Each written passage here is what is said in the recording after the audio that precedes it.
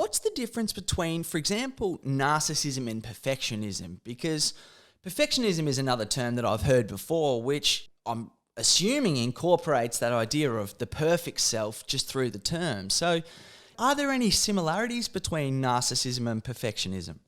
Well, I suppose with perfectionism, it still relates to one's ideal self, but it's where the person is looking at the ideal self in terms of standards, having very high standards, but not just high standards and ideals, but the person over-identifies with their standards.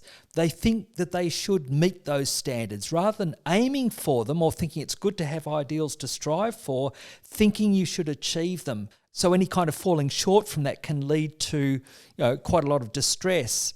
So we sometimes might call that a problem of unfulfilled shoulds. I should be able to handle this. I should be able to live up to that standard.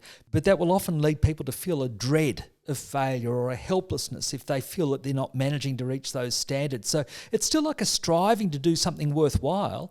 And the perfectionistic standards can also include treating other people in certain ways. It can be considering other people as well. But it's, again, this over-identification with an ideal. Whereas with narcissism, it's the person, they think they are the ideal.